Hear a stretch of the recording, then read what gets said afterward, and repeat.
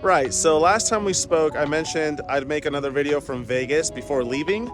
Well, it turns out that was a lie because here we are in Los Angeles.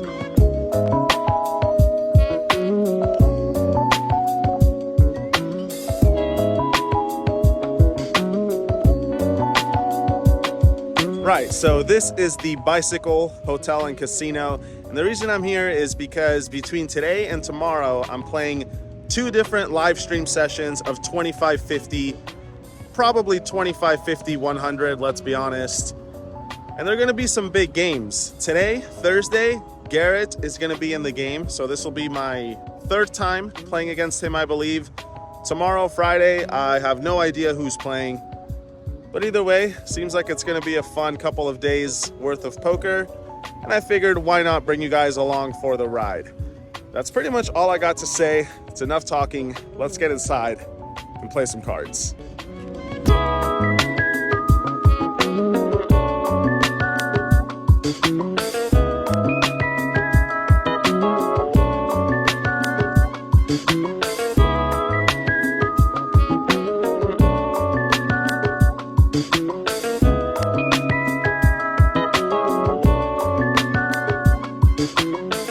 Alright guys, here we are playing 2550 100 with a $50 big blind ante.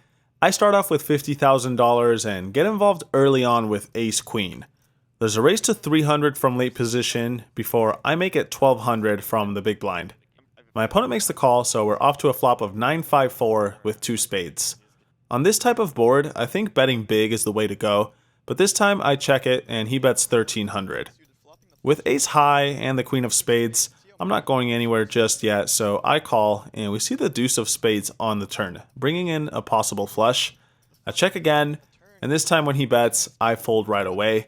It's worth noting that a check raise would have had some merit, but against this particular player, I wasn't too interested, and he had a flush anyway, so good thing I didn't go for that. Shortly after that one, we all agree to play a $200 bomb pot, and things get kinda crazy. The flop comes 10-9-4 all hearts, and we see a bet from the small blind before Garrett raises on his direct left. Now it's on me, and what do you know, I look down at ace-8 of hearts, the stone cold nuts. Interesting spot already, and now we have a decision to make. Now I know what you're thinking, calling seems like the only real option, but against a smart guy like Garrett, I think sometimes taking the unorthodox approach makes more sense. If I were to just call his 1300, he would know right away that I have something strong, but if I raise again, he might interpret it as a bluff with just the ace of hearts. So that's what I do by making it 3500 to go. It gets back around to him, and after some thought, he calls. Turn card is good, the queen of spades. Shouldn't change anything, so when he checks, I continue with another bet, this time 8500. Once again, he thinks it over for a bit, and calls. So quite a big pot brewing as we go to the ace of diamonds on the river.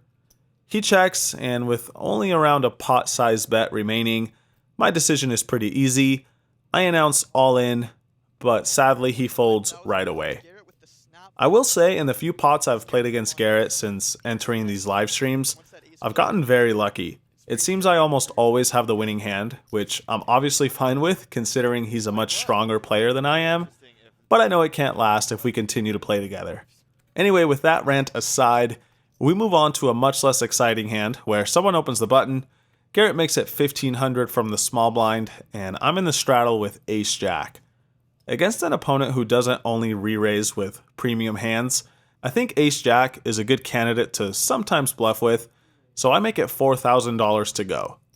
The button folds, but Garrett decides otherwise and tosses in a call. Heads up to a flop, which once again helps me out tremendously. Queen, Jack, Jack, giving me a somewhat hidden 3 of a kind. He checks, I bet 3,000, but with 7-6 suited, he gets out of the way. Not a ton of action, but I'll take it. A few rounds later, this hand comes up where I open 9s in late position and get re-raised by the big blind to 1,300. I call in position, and we get a flop of 10-4 deuce with 2 hearts. He checks, and I check it back. The turn is the 5 of spades.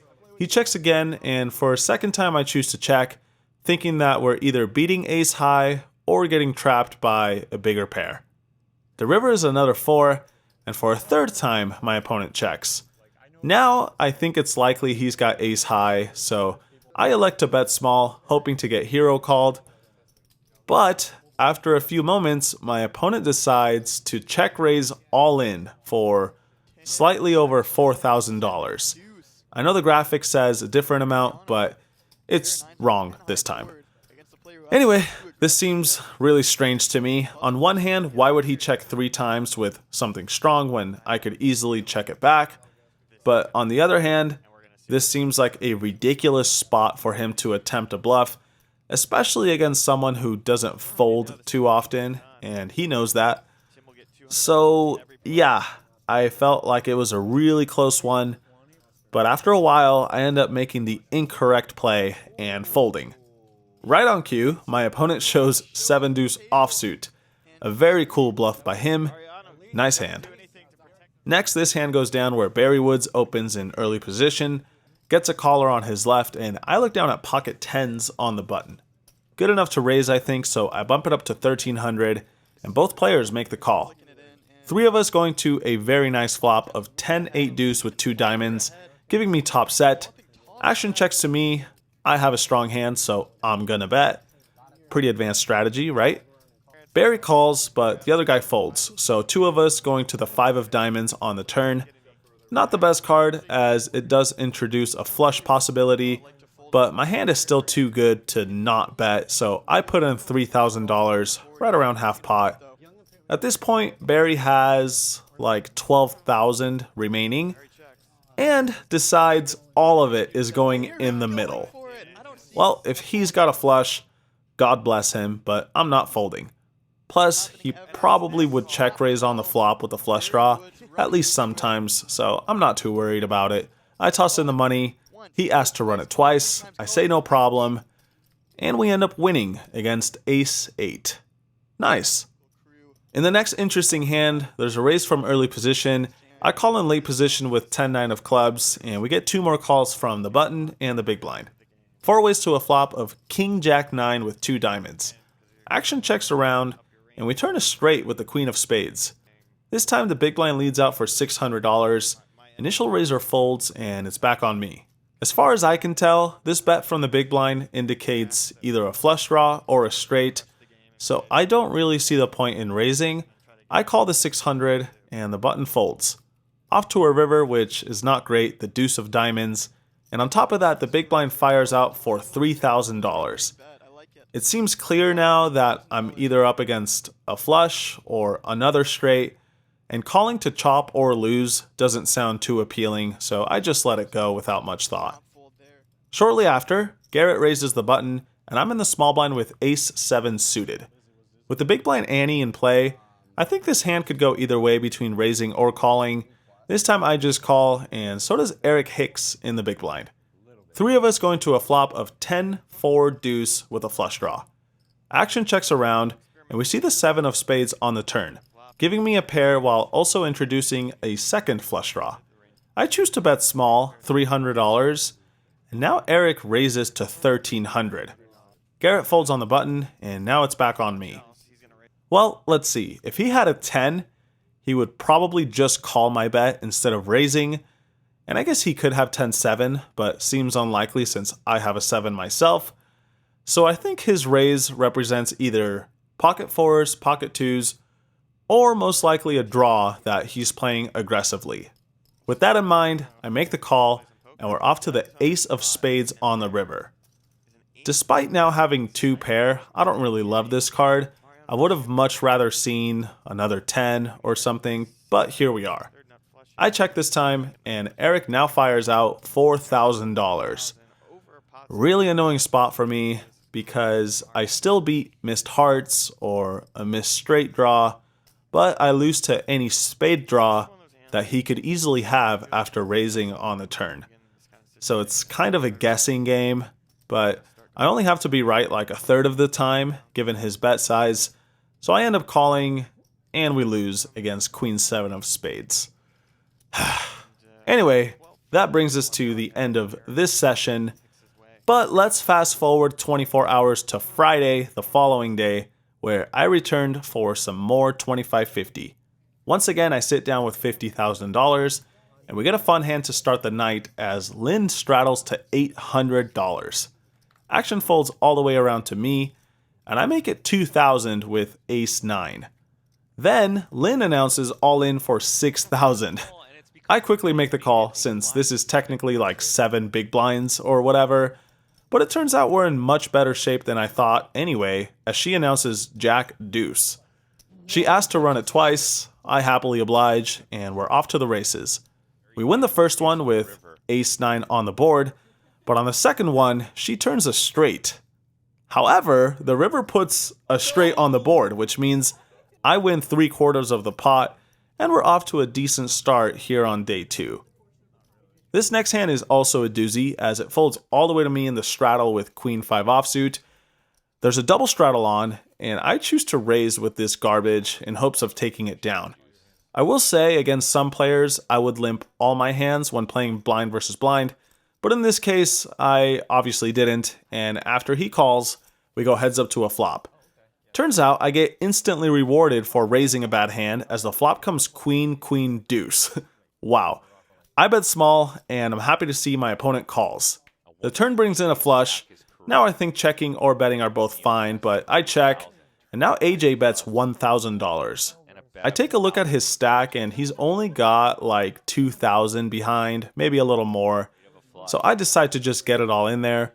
If we were deeper, I don't think this check raise makes any sense, but whatever. He calls, and what do you know? My garbage hand gets beat by an even more garbage hand, Queen Deuce offsuit. Well, I can't be that mad, honestly. Nice hand, man. Moving right along, I choose to play some better cards by picking up pocket 10s on the button, just like the day before. There's a raise to 400 from Eric before I kick it up to 1,500. He calls and we go heads up to a flop of ace-jack-9 rainbow. He checks. I bet small for a few different boring reasons, and he calls. The turn is a king. This time I check it back, and we end up rivering a set on the 10 of clubs. Obviously, any queen now makes a straight, but when he checks again, it doesn't seem like he has one. However, something just felt weird about this hand, so after flirting with the idea of value betting, I end up deciding to just check it back. And interestingly enough, we do lose to a straight, but not a queen. Instead, 8-7 suited. Turns out that 10 on the river was more of a curse than a blessing. But oh well, at least we don't lose too much money. And that, ladies and gentlemen, brings us to the biggest pot of this session, at least for me, which coincidentally was the very next shuffle. In this one, we all agree to play a $100 double board bomb pot, and I get dealt pocket 7s. First board comes 7-8-6, second board comes 6-5 deuce, and both flops have a flush draw. Lynn bets $100, someone raises to $300, a bunch of people call, and then it's on me. Already a weird hand, but okay, I choose to just call, and everyone else folds, so at least we'll have position the rest of the hand. Off to the turn cards, which come the 8 of clubs and the Jack of diamonds. Seems like a great situation to me, unless of course we're up against a better full house or quads, but let's not think about that. This time action checks all the way to me, and I bet $1,000. Only 2 players make the call, so just 3 of us remaining as we go to the rivers. First one is the 4 of hearts, second one is the ace of clubs, and once again it checks over to me. At this point in the hand, I think it's clear we have the top board locked up, but I don't really expect a pair of 7s to win on the bottom, so my plan is to bet again and hopefully get called by both players, or if we see 2 folds, I wouldn't be too mad either. So I slide in a $5,000 chip. First guy folds right away, but the second player goes in the tank. And now I start realizing that if he calls with a flush or perhaps an 8, there's a chance he has nothing on the bottom and I could scoop the entire pot. And sure enough, after a few minutes, that's exactly what happens as he tosses in a call and we beat 10-4 of clubs on both boards. Definitely a best case scenario for myself, and it was a very good note to end the stream on. We did continue to play after the cameras got shut off, so stay tuned for an update. As always, I hope you guys enjoyed the hands.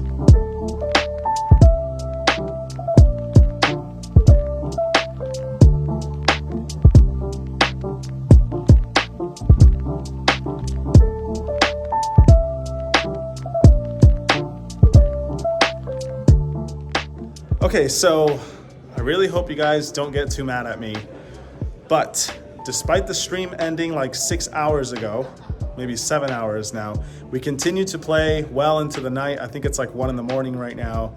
And I didn't really want to film while I was playing. With so much at stake and the game just being so big, I'd rather just focus on trying to play well.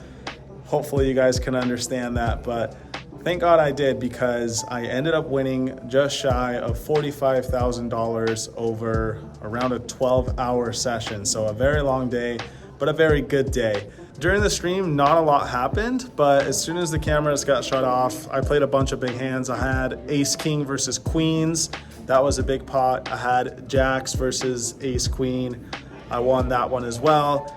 Just a bunch of run good, nothing really too special, but I'll take it. Yesterday, the first stream, I won around 12,000. So both days combined, a very good few days here at the Bicycle Casino for myself.